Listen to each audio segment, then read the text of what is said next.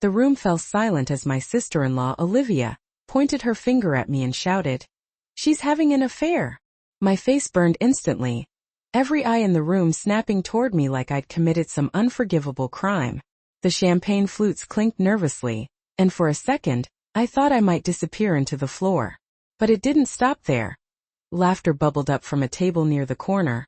Whispers darted across the room, and even my husband Ethan looked torn between shock and disbelief. My cheeks flushed, my hands clenched at my sides, and I could feel the walls closing in, every familiar smile twisting into suspicion. Before I continue, please like, subscribe, and leave a comment only if this story truly resonates with you. And don't forget to tell me the city or country you're watching from and the current local time. My name is Hannah Taylor, I'm 32 years old. And this was the night that changed everything in my family forever.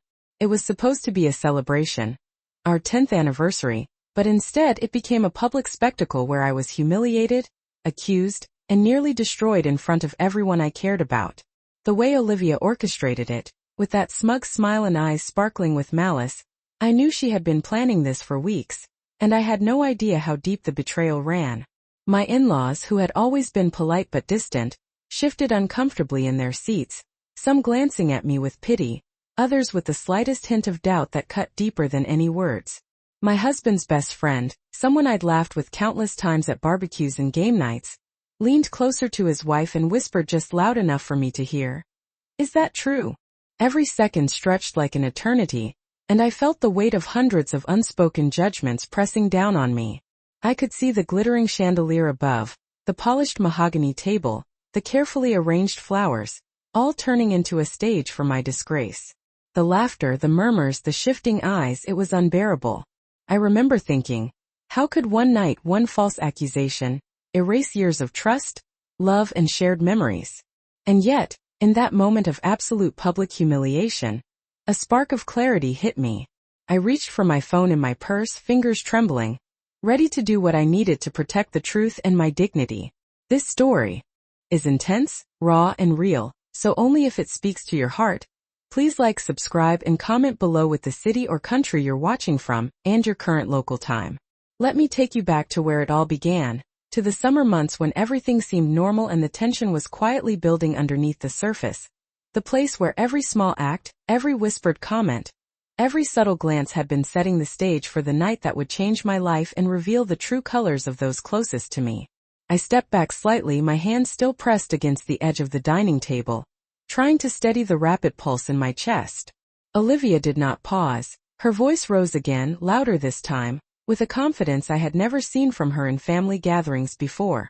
Every word she said was calculated, a practice performance that had everyone leaning in. Ethan, my husband, looked at me with uncertainty, and I could see the tension in his jaw, the way he clenched his fists under the table. My parents, who had always maintained a polished neutrality at events, now exchanged glances filled with discomfort, but neither spoke up for me. I could feel the weight of their silence pressing down on my shoulders, making me smaller, making the room feel colder despite the warmth of the chandelier above. The guests, our closest friends and extended family, shifted uneasily in their seats, their whispers like tiny daggers slicing into my confidence. I tried to focus on my breathing, in through my nose, out through my mouth, reminding myself that I had faced challenges before, that I had a calm mind under pressure, but this was different. This was a personal betrayal played out publicly. Olivia had a way of making people doubt, of planting seeds of suspicion that grew before anyone realized. She leaned closer to Ethan, her hand brushing his arm ever so slightly, and I could see the confusion in his eyes as if he were caught in a fog of uncertainty. I felt the sting of humiliation, the sharp awareness that the person I trusted most in that room was looking at me with questions he did not yet voice. My heart pounded not just from anger but from disbelief at the audacity, the sheer boldness of what Olivia had orchestrated. I remembered the subtle comments over the past months, the quiet jabs that I had dismissed, the little lies she had spread behind the scenes, but none of them had prepared me for this level of exposure. I clenched my phone in my pocket, fingers curling around the edges, nails pressing into the plastic, and a small spark of resolve began to grow. I reminded myself that this was not the end, that the truth could still surface if I remained composed. My thoughts raced, calculating how to reveal the evidence, how to shift the narrative, while keeping my tone measured, my actions deliberate. The room seemed to hold its breath, the chatter dropping to an uneasy silence as Olivia's gaze met mine. She did not realize that I had been quietly preparing, that over the past weeks I had gathered proof, screenshots, messages, all waiting for the right moment. I could feel the energy in the room change subtly, the shift almost imperceptible, as if the air itself was acknowledging the potential for a turning point. I focused on the familiar surroundings, the ornate plates, the polished silverware, the familiar furniture of our dining room, using it as a grounding point while the emotional storm raged around me. Every detail, the gleam of the wine glasses, the flicker of candlelight on the walls, the subtle movements of the other guests, became part of the mental map I was constructing for my next move. I held my expression steady, neutral, almost serene, while inside I was alive with anticipation, planning how to use the phone in my pocket as the key to dismantling the web Olivia had spun. Time seemed to stretch and compress at once, each second loaded with possibility, each heartbeat a reminder that I could still reclaim control. I could see small cracks forming in the facade Olivia maintained, the slight hesitation in her posture, the momentary falter in her confident gaze, and I knew that if I timed it correctly, I could reveal the truth without losing my composure. My mind moved through the steps like a careful sequence, each action deliberate. Retrieve phone, connect to the display, select the exact message that disproved her claim, project it for all to see. The calculations ran in parallel with the flood of emotions, anger, shock, disbelief, all mingling but kept in check, held at bay by the focus I forced upon myself. And in that tension, in that suspended moment between accusation and revelation, I felt the first flicker of empowerment. I could still turn this around. The betrayal was sharp, the humiliation real, but I had the ability to rewrite the narrative, to shift the perspective, to show everyone the truth. I reminded myself of past experiences, times when calm and strategy had saved me, and I drew strength from that memory. The guests' murmurs faded into a dull background noise as I positioned myself, preparing for the action that would change everything. Every eye in the room was on me, some with curiosity, some with doubt, some with the anticipation of drama, but none of them knew what I was about to reveal. I took a measured breath, feeling the surge of readiness, the focus sharpening like a laser, knowing that the moment I connected my phone to the display would mark the beginning of the shift, the point where humiliation would give way to truth, and the room's collective judgment would be upended. This was my chance and I was ready. I slowly reached into my purse, feeling the smooth surface of my phone under my fingers, and for a moment, the world around me blurred. The chatter, the whispers, the judging eyes, they all faded into the background as my mind focused on one objective: exposing the truth. I took a steadying breath, reminding myself that I had proof, undeniable proof, and that it was just a matter of timing. Ethan leaned slightly toward me, his expression still uncertain, but I could see the flicker of trust returning to his eyes as he sensed my calm determination. I unlocked the phone, my thumb hovering over the screen, and reviewed the messages, the evidence that Olivia had not anticipated anyone seeing. Each line of text, every timestamp, confirmed that her accusations were false, and a surge of relief mixed with anticipation ran through me. I glanced at the display in the room, a sleek flat screen set up for the party slideshow, and knew that projecting the messages there would shift everything instantly. I started to connect my phone, the guest's attention still partially on Olivia, still caught in the tension of accusation, and I could feel the room holding its collective breath. Olivia noticed my movement and gave a small, tight smile, confident that she still controlled the narrative, but I remained composed, every gesture deliberate, measured. I tapped on the first message, and the screen flickered to life, displaying the conversation that disproved her claim, and I watched as the initial confusion rippled across the room. Ethan's eyebrows raised, his mouth slightly open, and I felt a thread of hope tighten in my chest. The guests leaned closer, whispering among themselves, their doubt growing, the tide beginning to turn. Olivia's face tightened, and I saw a flash of unease, a crack in the armor she had so meticulously constructed. I stayed silent, letting the evidence speak, letting the messages unfold line by line on the screen.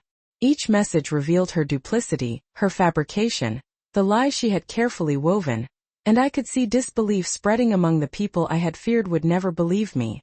The murmurs grew louder, and a few gasps punctuated the air, breaking through the tension.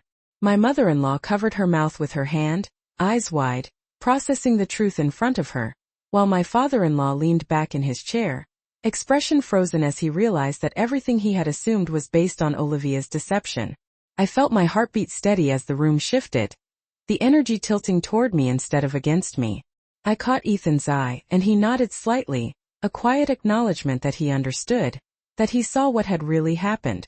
I continued to let the messages play across the screen, every detail meticulously displayed, ensuring that there could be no question, no lingering doubt.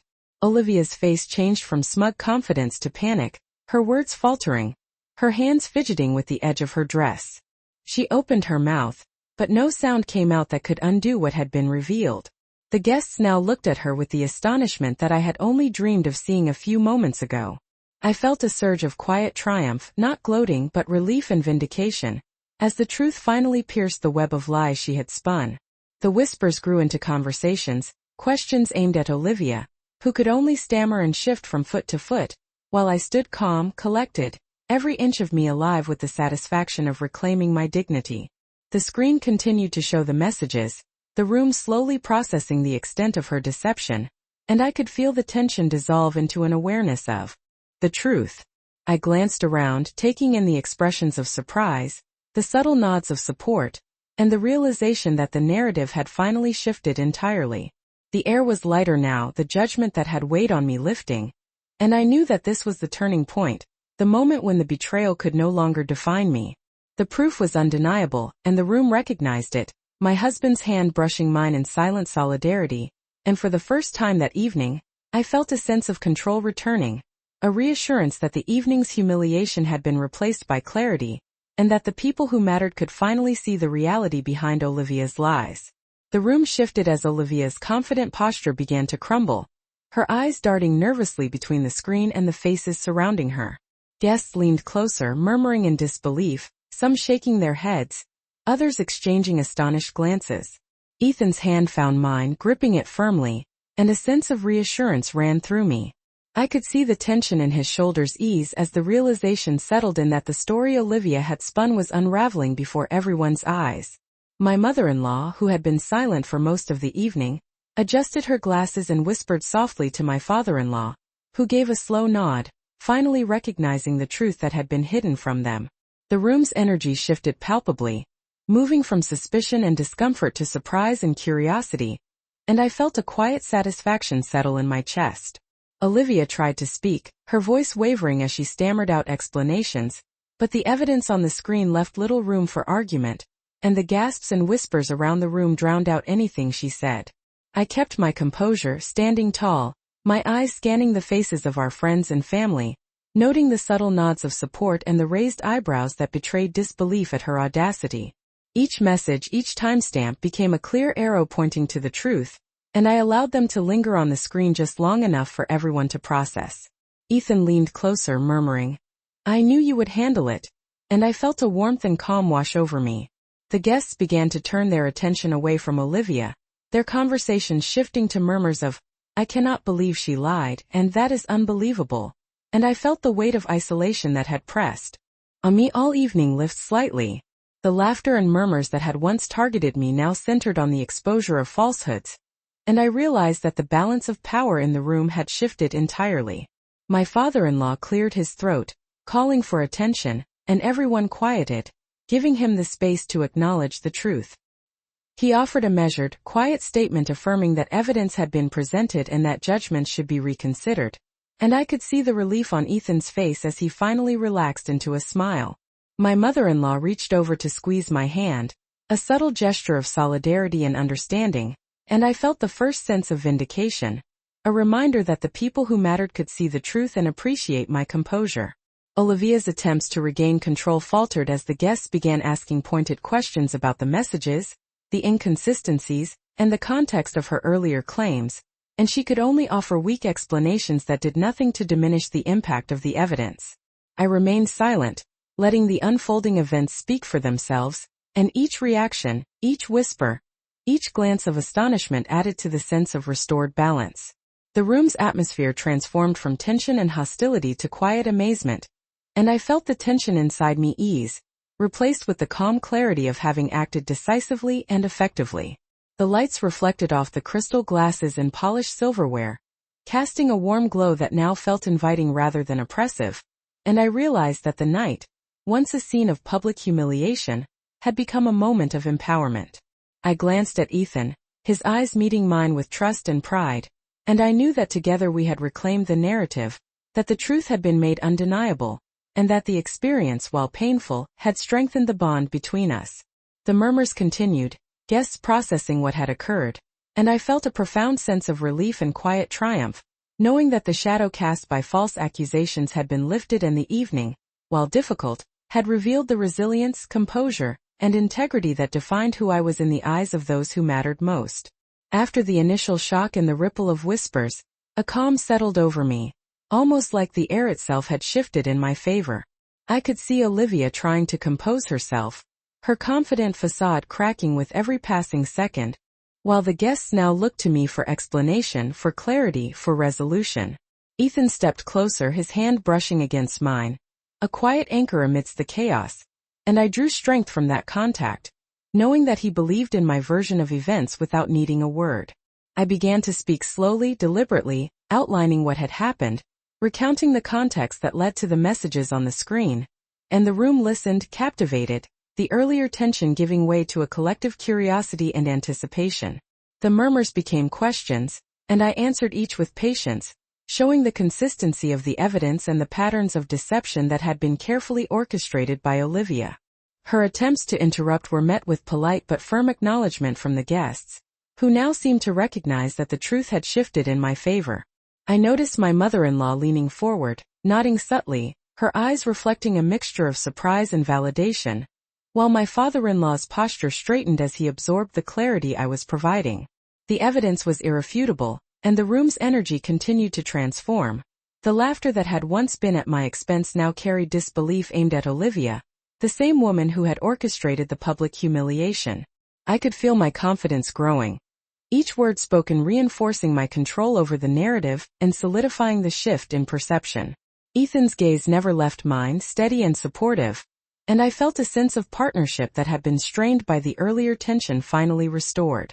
Guests began to engage with each other quietly, exchanging glances that acknowledged the reality unfolding before them, and I could see the subtle relief on the faces of friends who had once looked uncertain, now aligning their perspective with the truth I presented.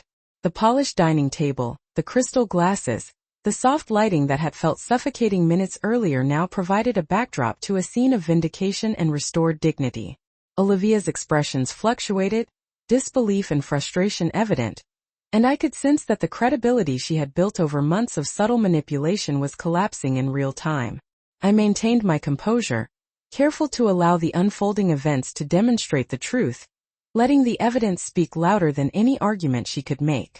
As the room continued to process the revelation, I noticed subtle gestures of support, small smiles, nods, the occasional exhale of relief, and it dawned on me that the balance had shifted entirely. I had taken control not through confrontation but through evidence, patience and clarity, and the resulting acknowledgement from the guests was far more powerful than any argument could have achieved. The tension that had weighed on my chest all evening lifted, replaced by a sense of accomplishment, a quiet triumph that spoke to the resilience and composure I had cultivated over years of challenges. I glanced around, observing the room now animated with discussion, the previous whispers of doubt and suspicion replaced with acknowledgement and validation of what I had revealed. The night, once a moment of intense public humiliation, had transformed into a scene of empowerment, demonstrating that truth and patience, coupled with careful preparation, could overcome deceit and restore dignity in the face of orchestrated betrayal. In that moment I realized not only had the truth been acknowledged, but the relationships and trust that had been strained were slowly realigning. A quiet but powerful reminder that integrity and composure could prevail even in the most challenging social situations. The evening ended hours ago, but the weight of what had happened lingered in my mind as I sat alone in the quiet of our living room, sipping tea and reflecting. The room was calm now, the guests gone, and Ethan had already disappeared to check on the preparations for the following day, leaving me with a rare sense of solitude and clarity. I realized that even though the night had been chaotic and filled with betrayal, it had also shown me something vital about myself. my own strength, my ability to stay composed under pressure, and the importance of trusting my instincts. Life is not about avoiding conflict or shielding ourselves from hurt, but about learning to set boundaries, protect our dignity, and assert our truth with calm confidence. I want anyone listening who has ever felt falsely accused, misunderstood, or publicly humiliated to know that your value is not defined by others' opinions, no matter how loud or convincing they may seem.